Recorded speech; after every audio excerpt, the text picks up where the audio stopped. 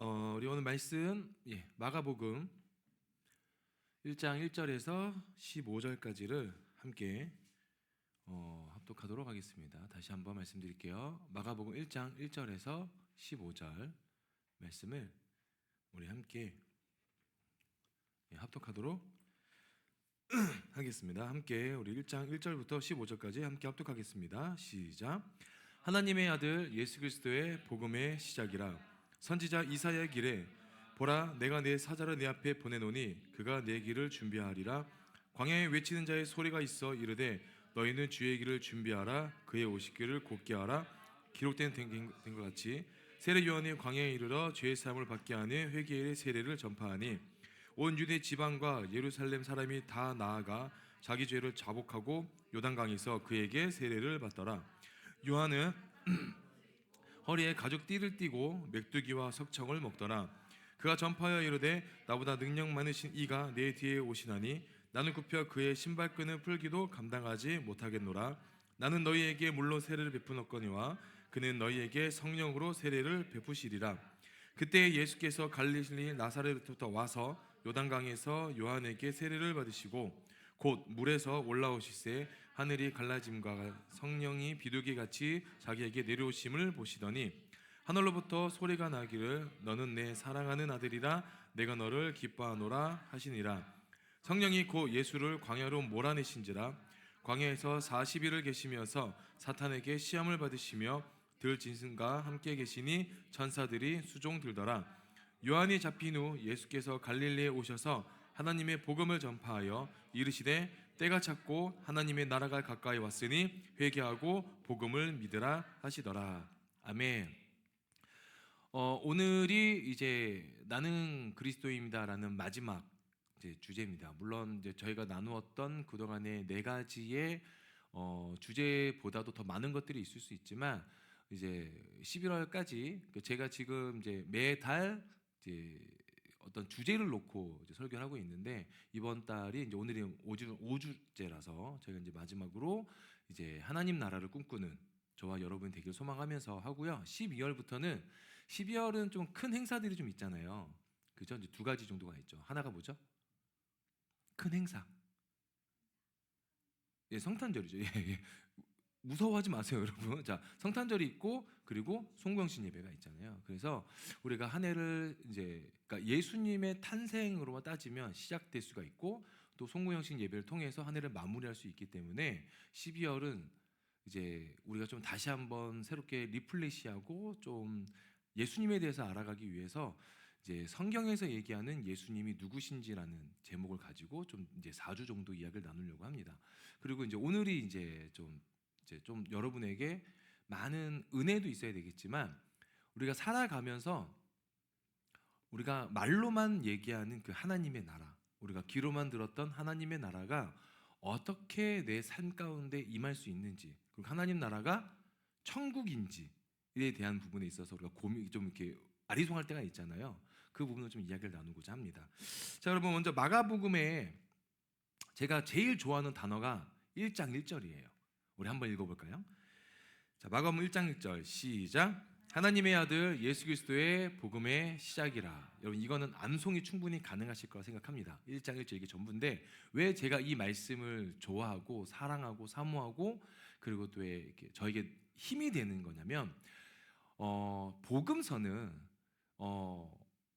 예수님의 행적, 막 복음을 전파되는 거잖아요. 그런데 1장 1절 띄워주세요. 1장 1절을 보시면 그냥 처음부터 예수님의 복음의 시작이라고 그래요. 우리 함께 다시 읽어볼까요? 하나님의 아들, 자, 예수님이 누구이신지가 정해져 있죠. 누굽니까? 하나님의 아들이래요.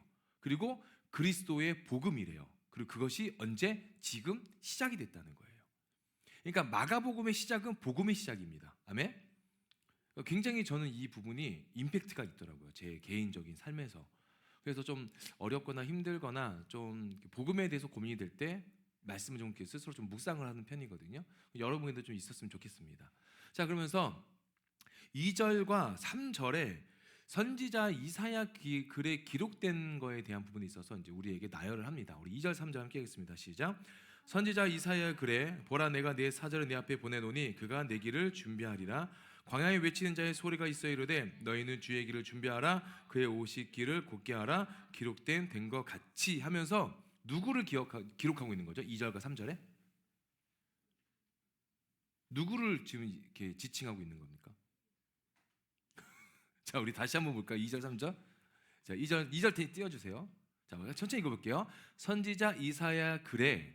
자, 그래. 내가 내 사자를 내 앞에 보내리니 그가 내 길을 준비한대요. 누굽니까? 요한을 얘기하는 거죠. 그러면서 3절 띄워주세요. 시작. 광야에 외치는 자의 소리가 있어 이르되 너희는 주의 길을 예비하라 그가 오실 길을 곧게 하라 기록되어 된 것 같이. 광야에 외치는 자의 소리. 광야의 소리를 쳐보셨습니까? 한번? 아니죠. 돌아오지 않죠. 자, 우리 메아리는 왜 울리죠? 우리 산에서만, 메아리는 산에서밖에 울리지 않아요. 왠 줄 아십니까? 부딪히는 데가 있잖아요. 산은 바다에서 해변에서 소리쳐 보세요. 여러분 신고당해요. 예. 그러니까 아무런 메아리가 돌아오지 않습니다. 내가 어떠한 소리를 질러도 돌아오지 않아요. 그 이유는 뭐냐면 이 소리를 받고 되돌려 주는 어떤 그 앞에 장애물이나 뭔가가 없기 때문에 그런 거죠.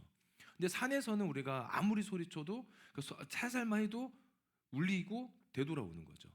근데 광야에서 소리를 치면 어때요? 여러분? 소리가 쭉 빠져나가고 우리한테 돌아오지 않아요. 근데 우리는 이 소리에 집중하는 것이 아니라 누가 외쳤는지를 중요할 때가 여길 때가 있다는 거죠.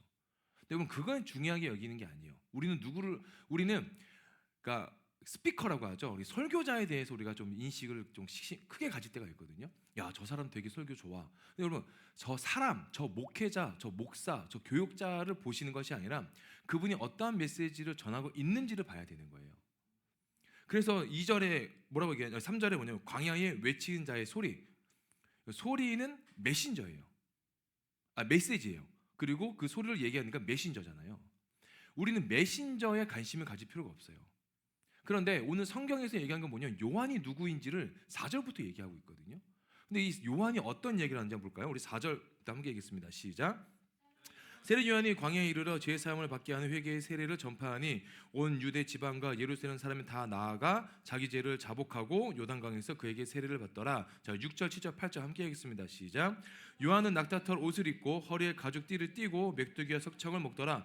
그가 전파하여 이르되 나보다 능력 많으신 이가 내 뒤에 오시나니 나는 굽혀 그의 신발끈을 풀기도 감당하지 못하겠노라. 나는 너에게 물로 세례를 베풀었거니와 그는 너희에게 성령으로 세례를 베푸시리라. 자, 4절, 5절, 6절, 7절 여기만 보면은 요한이 무엇을 하고 있는지 얘기 나오고 그 6절, 7절에 요한이 어떤 사람인지가 나와요. 요한이 뭘 먹고 살죠? 메뚜기와 석청을 먹고 사는 사람. 예, 메뚜기 드셔봤나요? 경동시장 가보세요. 여러분 메뚜기 튀김 많이 팔아요.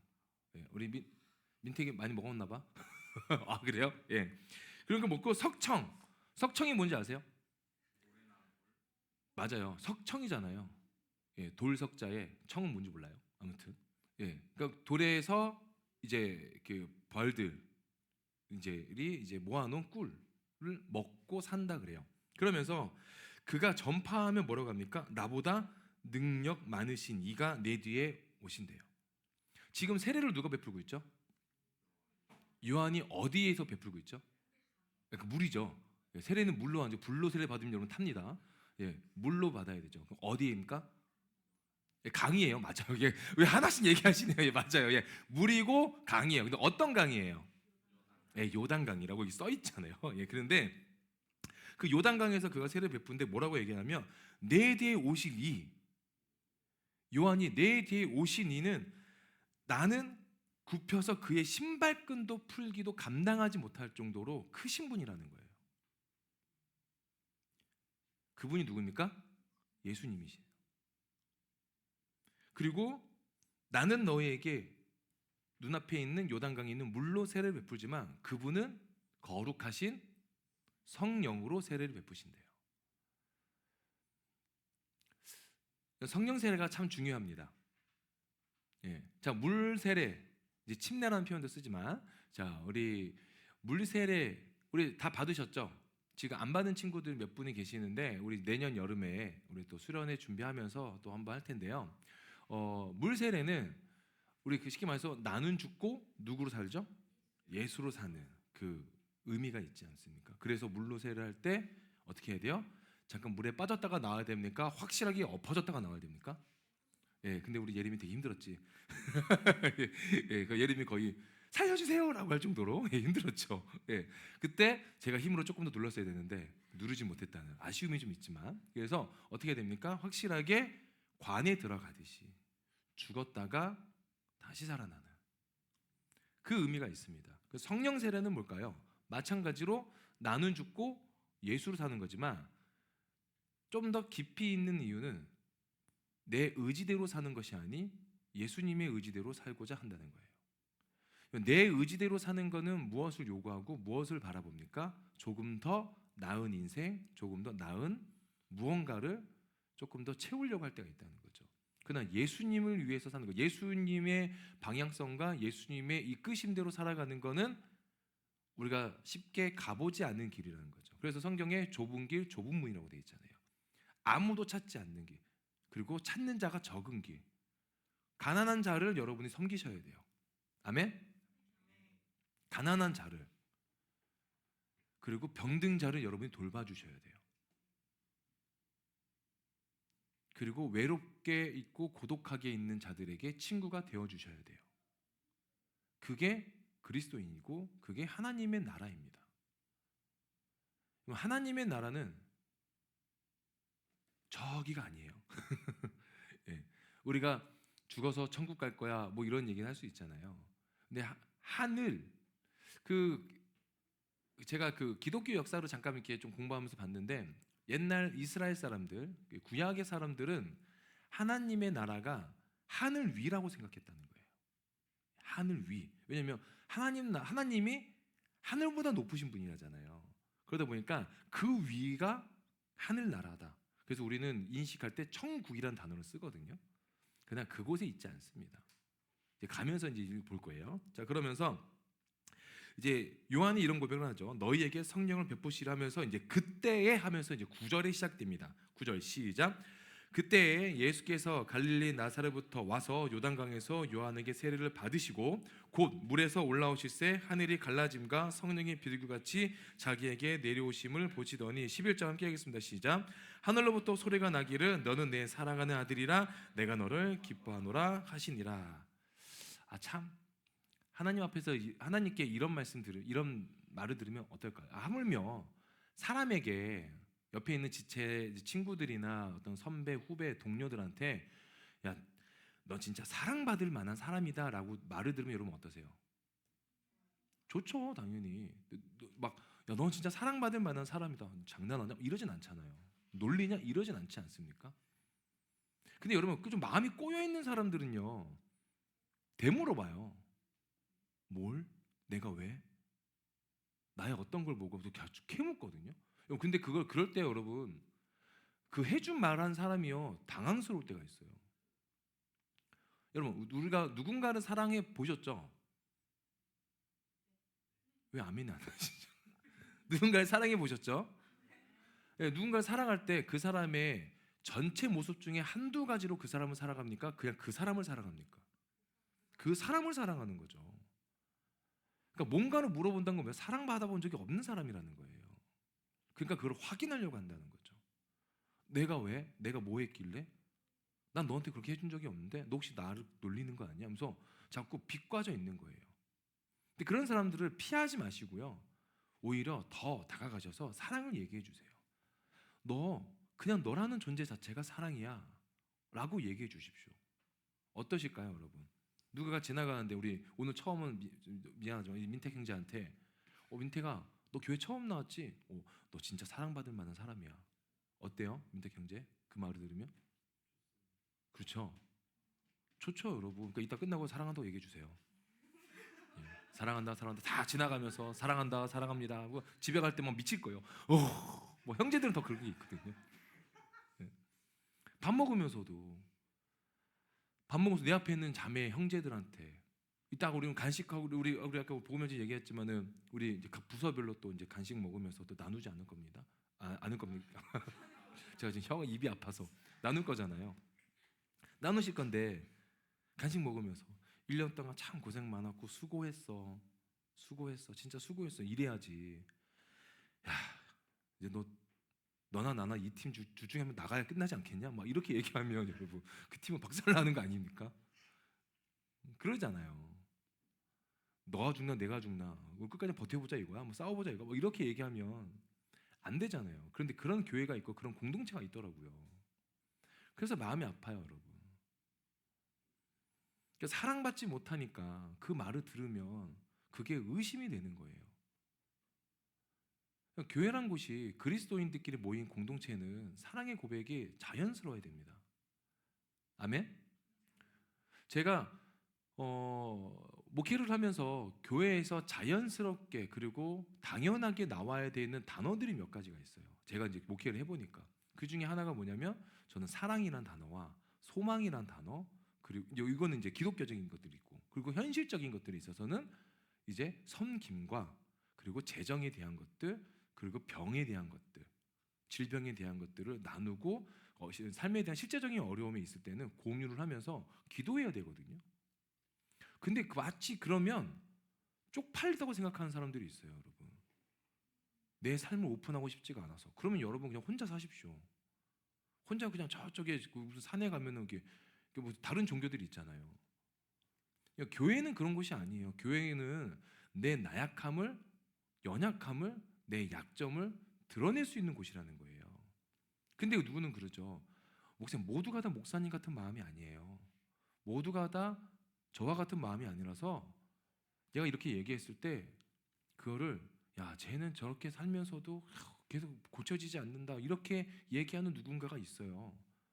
그래서 전 말을 못해요. 전 쪽팔림 당하기 싫어요. 그건 교만이고요. 첫 번째는. 그리고 또 하나는 상대방이 그렇게 생각하는 건 그건 그 사람들의 역할이에요. 그 사람들의 마음이고 그 사람의 신앙이 그 정도 수준에 머물러 있는 거예요. 그럼 우리가 어떻게 하지 못해요. 하지만 교회라는 곳에 모인 공동체라면 아픔을 오픈할 수 있어야 되는 거예요. 저는 그게 진짜 건강한 교회라고 생각하고 그렇게 믿고 있습니다. 쪽팔린데요? 쪽팔린 거 아니에요, 여러분. 그건 아직도 성장하지 못한 어린아이 같은 마음이에요. 계산하지 마시고 고민하지 마시고 힘들면 이야기를 나누세요. 그러니까 하나님께 기도하면은 하나님이 일하시죠. 아멘? 하나님께 기도하면 하나님이 일하세요. 근데 하나님 누굴 통해 일하신다고 하죠? 사람을 통해 일하시죠. 결국엔 사람을 통해서 도움이 와요. 여러분, 제가 요즘에 보는 어려운 삶이 좀 어려운 분들에 대한 이야기를 보는 게 좀 있거든요. 뭐 동행이나 소나무나 또 기독교의 같은 것도 보면은 있는데 여러분 경남인가 영덕인가 어디에 단독 건물 가진 교회가 있는데 산불이 난 거예요. 불이 난 거예요. 교회에 불이 나서요. 여러분 그 교회를 어떻게 지었냐면 70대 후반 중반 후반 80대 되신 할머니들이 권사님들이 벽돌을 하나씩 날라가지고 교회를 2년인가 3년 동안 지은 거예요. 근데 그게 불이 나가지고요. 여러분 성경책 하나 안 남고 다 타버린 거예요. 그 교회에 목사님과 사모님의 사택도 있었거든요. 근데 주무실 데가 없어 지금 비닐하우스에서 주무시고요.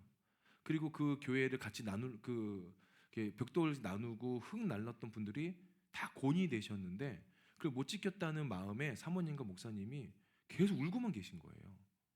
근데 그 불이 어떻게 난 줄 아세요? 목회자의 잘못으로 난 거예요, 불이. 그러니까 뭐 이렇게 전원이나 뭔가 그걸 안 끄고 가가지고 불이 난 거예요. 얼마나 그게 목사님 힘드시겠어요. 합선이나 막 그런 것도 있었겠지만. 근데 여러분 그분이 하신 게 뭐냐 아세요? 도움을 청했어요, 방송국에. 도움을 청하셔가지고 이게 여름에 있어요. 이게 작년 겨울. 그래서 이제 이렇게 넘어오는 건데 도움을 청하셔가지고요. 다시 지금 짓고 있어요. 근데 누가 그분들을 욕합니까? 욕 안 해요. 오히려 어떠죠? 더 도우려고 하는 거죠. 도움은 내 아픔과 내 연약함과 그런 부단함에 대한 것들은 나눌 줄 아셔야 돼요. 그게 사랑받는 사람이 할 수 있는 거예요. 저는요 여러분에게도 사랑받고 있습니다. 진짜예요. 여러분에게도 사랑받고 있고 가족들에게도 사랑받고 있고 운유에게는 고민 중이고요. 그리고 이제 우리 저랑 같이 사역하시는 분들에게도 전 다 사랑을 받고 있어요. 근데 그렇게 사랑을 받으니까요, 어떻게 되는 줄 아세요? 사랑을 받으니까 나눔을 하게 된다는 거예요. 하나님 나라는요, 여러분, 그런 곳에 있는 거예요. 하나님의 나라는요, 나눔을 통해서 이루어집니다. 전 가진 게 없는데요, 여러분, 콩 한 쪽도 나눠 먹는 게 우리나라 사람들이래요. 콩 한 쪽은 있지 않으십니까? 그렇잖아요, 여러분. 그러니까 이제 여러분들 우리 지체들 중에서 가끔 사모님이 뭔가 좀 우리에게 풍족하게 들어오는 물품들이나 뭐가 있으면요, 사모님이 항상 먼저 얘기하는 게 있어요. 오빠, 이 지체 괜찮을까? 이 지체 이게 필요하지 않을까? 이게 좀 주면 도움이 되지 않을까? 항상 얘기해요. 우리라고 왜 그게 더 우리도 좀 그걸 세이브 시켜놓고 하면 더 쓸 수 있잖아요. 더 먹을 수 있고. 나누는 이유가 뭐겠어요? 우리도 힘들고 우리도 부족함이 있지만 그 부족함을 더 갖고 있고 공유된 누군가가 있기 때문에 나누고자 하는 거죠.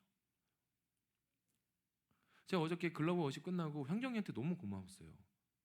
배가 너무 고팠는데 현경이가 닭강정을 사가지고 와가지고, 너무 깜짝 놀랐어요, 여러분. 닭강정을 사가지고 와가지고요, 전 거의 못 먹었어요. 딴 애들이 다 먹어가지고 많이 먹었죠. 근데 그게 고마운 거예요, 여러분. 현경이 오면 삶 어떤지 아시죠? 어때요, 여러분? 풍족하지 않아요, 현경이. 현경뿐만 아니라 이제 다른 지체들도 그렇게 해주시지만 어저께 일만 해주면 그래서 그냥 감사하더라고요. 그런 게 섬김이고 그런 게 사랑이에요, 여러분. 나중에 해야지, 여러분. 나중이란 거 없어요. 지금 하실 수 있을 때 이따 끝나고라도 하십시오. 끝나고라도 민택이 뭐 먹고 싶은지 얘기해. 다 사랑해요, 사랑해요 하면서 사줄 거 하나씩.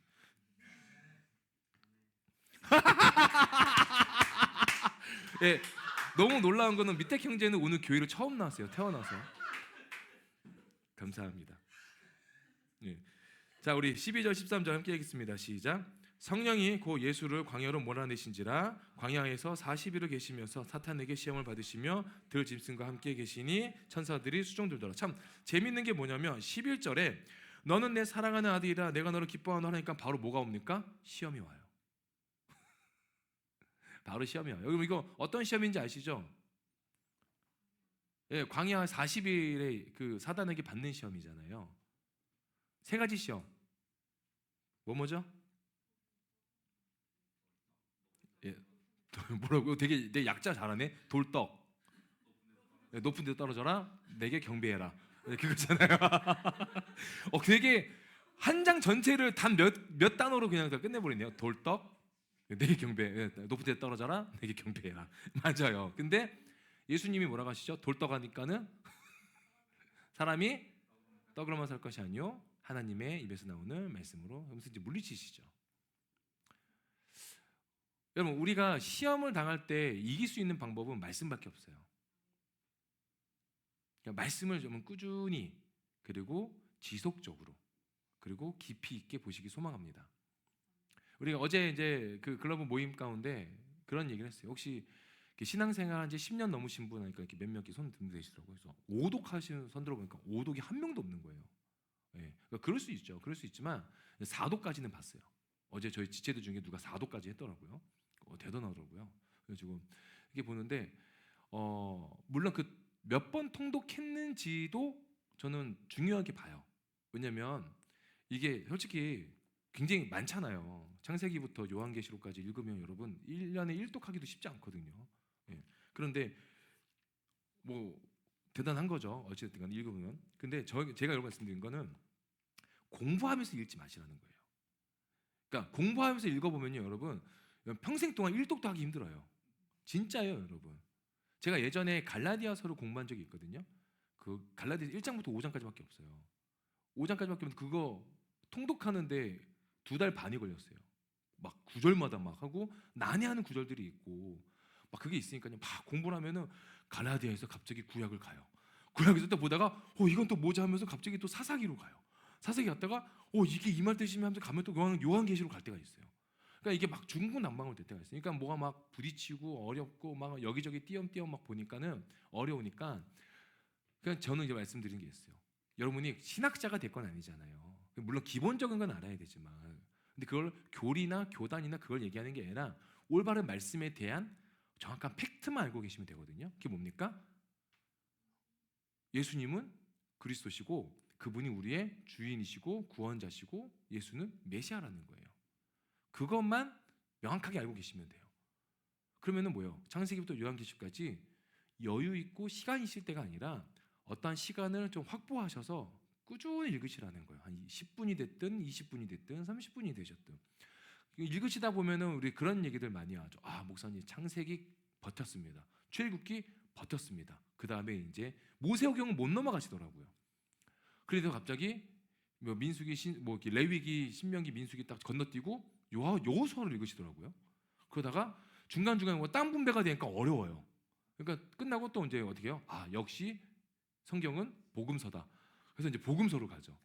복음서를 읽다가 이제 좀 재밌어요. 재밌는데 이제 끝으로 이제 바울 서신 가면서 조금 더 어려워요. 막 뭔 말인지 하나도 모르겠고 그러다가 역시 성경은 첫 끝발에 개끝발에다 요한계시를 읽게 되는 거죠. 이렇게 되는 게 우리예요, 여러분. 괜찮아요. 그런데 괜찮다는 거예요. 하지만 어떠한 걸 딱 정했으면 그게 좀 힘드셔도 이해가 안 되시면 체크를 하시고 먼저 한번 통독을 하시고 다시 읽어보시면 돼요. 예. 제가 어제 우리 그 글로벌 워십 그 멤버들한테 고민했던 건 에베소서를 한번 읽어보라는 거였거든요. 에베소서가 총 몇 장 돼 있죠? 6장이에요. 짧아요. 그거를 한 달 동안 읽어보라고 제가 고민해줬거든요. 6장 한 달 읽을 수 있을까요, 없을까요? 뭐 제가 장담합니다. 안 읽고 오는 사람도 분명히 있어요. 못 읽었다 하는 사람들. 예, 그래도 괜찮아요. 그냥 겉면한 거고 이것도 마찬가지로 여러분의 겉면이에요. 뭐냐면 읽고 오시라는 거. 에베소서 말고 성경을 천천히 읽어보시라는 거예요. 그래야 내게 다가오는 어떤 어려움이, 관계의 어려움, 그리고 재정의 어려움, 그리고 비전에 대한 어려움, 직장에서의 또 공부하면서 우리가 살아가면서 참 많은 어려움들이 있잖아요. 그 뭐 육체적인 질병에 대한 어려움도 있고 그런 것들에 있어서 나를 지탱하는 거고 나를 그 염려와 불안에서 건져내는 건 말씀밖에 없다는 거예요. 사람의 말 한마디로 우리가 또 위로를 받을 수도 있죠. 그러나 사람의 말 한마디에 의지하게 되면은 사람을 찾게 되어 있습니다. 그러니까 영원하신 하나님의 말씀에 우리가 위로를 받으면 영원한 위로를 받게 되어 있다는 거예요. 그래서 광야 가운데 예수님이 계셨을 때 말씀으로 모든 시험을 이기신 것처럼 저희 또한 그렇게 말씀으로 승리하는 저러분 되길 소망합니다. 아멘. 가장 중요한 부분이 이제 14절 15절이에요. 함께 하겠습니다. 시작. 요한이 잡힌 후 예수께서 갈릴리에 오셔서 하나님의 복음을 전파하여 이르시되 때가 찼고 하나님의 나라가 가까이 왔으니 회개하고 복음을 믿으라. 자, 요한계시 온다. 마가복음 1장 1절을 모르겠어요. 하나님의 아들 예수 그리스도의 복음의 시작이라고 되어 있죠. 15절에 뭐라고 되어 있죠? 때가 찼고 하나님의 나라가 가까이 왔으니 회개하고 그 시작된 복음을 뭐하라 그래요? 믿으라 그래요. 받으라고 한 게 아니에요. 뭐예요? 믿으라고요. 받는 것과 믿음은 다릅니다. 여러분, 이 복음이 뭡니까? 예수 그리스도예요. 그러니까 이 예수를 믿으시기 소망합니다. 그래서 하나님 나라가 어디에 있습니까? 하나님의 나라는 여기도 있고 저기도 있고 그게 아니에요. 어디입니까? 우리 누가복음 17장 21절 볼까요?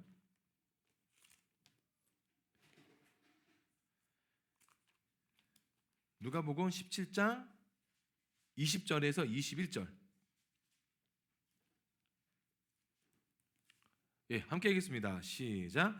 바리새인들이 하나님의 나라가 어느 때에 임하니까 묻거늘 예수께서 대답하여 이르시되 하나님의 나라는 볼 수 있게 임하는 것이 아니요 또 여기 있다 저기 있다는 못하리니 하나님의 나라는 어디에 있대요? 너희 안에 있다는 거예요.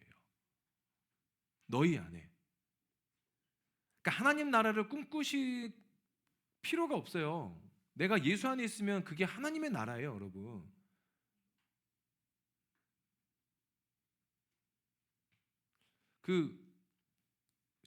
창송가 중에 있잖아요. 할렐루야 찬양하세 내 모든 죄사함 받고 그다음 뭐죠? 주 예수와 동행하니 그 어디나 하늘나라 그잖아요, 여러분. 예수님과 동행하면 그곳이 모든 곳이 어디입니까? 천국이라는 거예요. 그곳이 하나님 나라라는 거예요. 근데 뭐 그러죠. 그러면은 하나님과 동행하는 삶을 난 살고자 결단했으니 나이트를 가도 거기가 천국이겠네. 말 같지도 않은 소리죠, 여러분. 하나님 나라를 꿈꾸는 자들, 하나님과 예수님과 동행한 자들이 나이트를 갑니까? 안 가겠죠.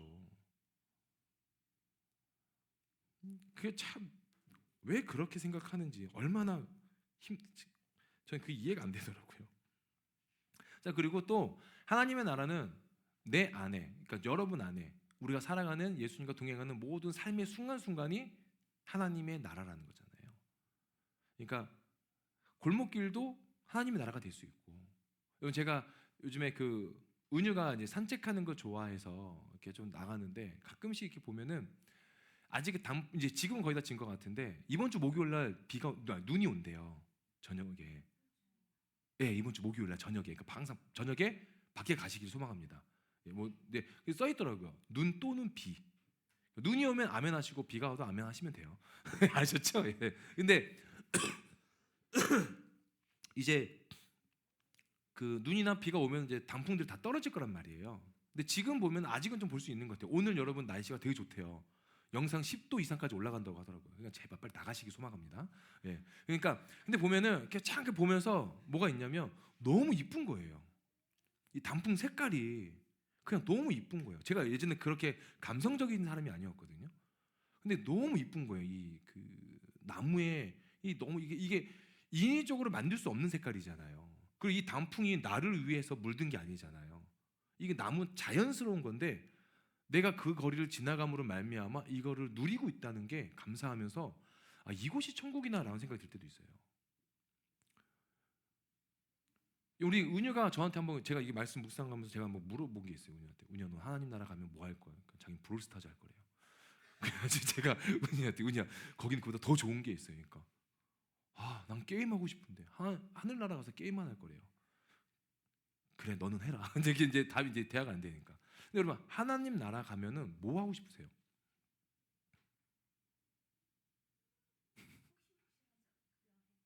하나님 나라를 여행하고 싶다. 어?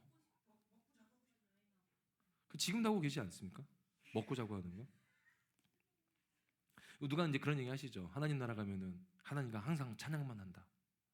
24시간 찬양만 한대요. 시간의 개념이 없으니까 계속 찬양만 한대요. 아, 밥도 못 먹고 계속 찬양만 해야 되는구나. 아, 예배만 해야 되는구나. 아, 거기는 배고프지도 않는데요. 음식이 없대요. 황금 얘기하시잖아요. 황금이 막 바닥에 깔려 있대요. 그건 중요한 게 아니죠, 여러분. 이건 뭐예요? 그냥 가면은 누워 있지 못한다니까. 예배한다니까. 24시간 예배한대요. 갔다 오신 분이 얘기하시더라고요. 예, 뭐 갔다 오신 분이 있대요, 누가. 그래서 갔는데 막 예배만 한대요.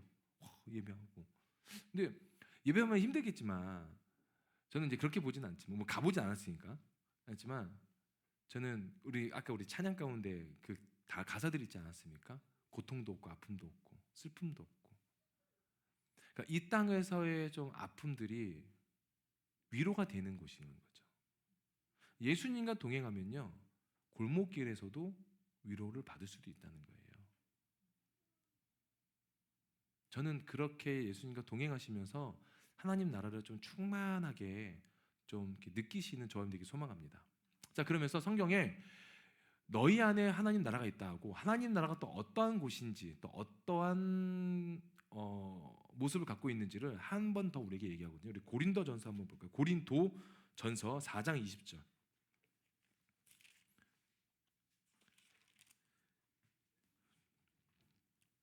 예, 고린도전서 4장 20절 함께 하겠습니다. 시작. 하나님의 나라는 말에 있지 아니하고 오직 능력에 있습니다. 자, 이 능력이란 단어를 잘못 이해하면 뭐 스킬이나 어떤 이렇게 파워 이렇게 그런 걸 이해할 수 있지만 그런 게 아니에요. 그 능력은 갈라디아서 5장 볼까요? 한번. 갈라디아서 5장 22절부터 24절입니다.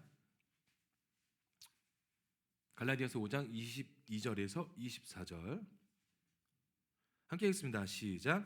오직 성령의 열매는 사랑과 희락과 화평과 오래 참음과 자비와 양성과 충성과 온유와 절제니 이 같은 것을 금지할 법이 없느니라. 그리스도 예수의 사람들은 육체와 함께 그 정욕과 탄심을 십자가에 못 박았느니라. 자, 하나님의 나라는 능력이 있대요. 근데 그 능력은 성령의 9가지 열매를 이야기하는 거예요. 첫 번째가 뭐죠?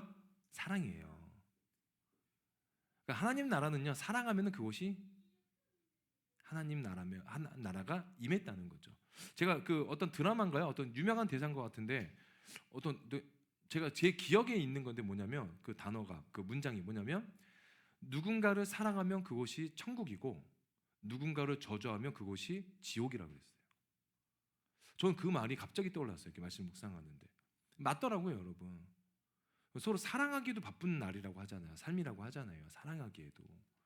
그런데 하나님 나라를 꿈꾸는 저와 여러분 우리가 사랑이 없다면 무슨 의미가 있겠어요? 저는 사랑이 없으면 천국에 못 간다고 보거든요. 네, 뭐 이렇게 주님이 뭐 아닌데 이러면 할 말 없지만 저는 그렇게 봐요. 왜냐하면 예수님을 사랑하는 사람들이 어떻게 이웃을 사랑하지 않을 수 있을까요? 예수님을 사랑하면 예수님이 나를 어떻게 사랑하셨는지 내가 느끼지 않습니까? 근데 그 느낀 것들을 어떻게 가만히 있을 수 있어요? 여러분, 누군가가 여러분을 사랑하고 그 사랑을 경험하면 여러분 어떻게 되는 줄 아세요? 이 사람을 위해서 이 사람이 하기 싫어하는 거, 이 사람이 원하는 거, 이 사람이 바라는 거를 내가 맞춰주게 돼 있다는 거예요. 그게 사랑이에요. 근데 사랑받지 못하고 사랑할 줄 모르는 사람들은 아까 서두에 말씀드렸지만 어떻게 한다고 그랬죠? 의심을 하고요, 데모로 보고 확인받으려고 할 때가 있어요. 예수님은 우리한테 그러지 않으시거든요. 예수님이 우리한테 주신 사랑은 그런 사랑이 아니에요. 확정하게 확실하게 보여주신 사랑이라는 거죠. 그러면 그 사랑이 저와 여러분의 삶을 지배하고 있고 우리의 삶을 충만하게 채우고 있는데 어떻게 그 사랑이 흘러가지 않을 수 있겠어요? 그래서 저는 하나님의 나라는 첫째는 하나님과 동행하는 곳, 내 안에 임할 수 있는 것. 두 번째는 오늘 갈라디아서 5장 22절에서 23절까지 나오는 성령의 9가지 열매. 그 중에서도 가장 첫 번째 뭡니까? 사랑이라는 거예요. 사랑하면은 하나님 나라가 임합니다. 아멘. 이 말씀 좀 정리할게요. 우리 그 민택 형제님이 26이라고 하시죠. 예. 제가 19살 때 처음 교회를 갔거든요. 근데 저희 처음 교회를 갔는데 그 교회를 갔는데 사이로 보시는 목사님이 그런 얘기를 하셨어요. 우리 좌우에 계신 분하고 인사하겠습니다. 하나님의 이름으로 사랑합니다. 인사를 하는데 이 사람이 나를 언제 봤다고 사랑한다고 얘기하지? 이 생각이 드는 거예요. 19살 때. 고3 때니까 또 어떠냐, 약간 이렇게 분노가 가득할 때였거든요. 삶에 대한. 저는 분노가 굉장히 가득했어요, 여러분. 아버지에 대한 분노, 어머니에 대한 분노, 가정 환경에 대한 분노. 전 엄청 강했어요. 그래서 저는 오토바이 타고 다니는 건 뭐 일도 아니었고요.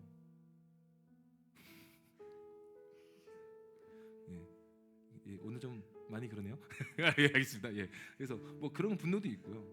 또 하나는 그래서 사랑받는 법을 몰랐어요. 사랑받는 법을 모르니까 누가 나를 사랑한다면 의심을 하게 되거든요. 왜냐면 사랑받은 본 적이 한 번도 없는 거예요. 근데 교회 갔는데 교회 가자마자 앉아있으니까는 이 첫 마디 인사가 예수님 이름으로 사랑합니다. 인사하겠습니다.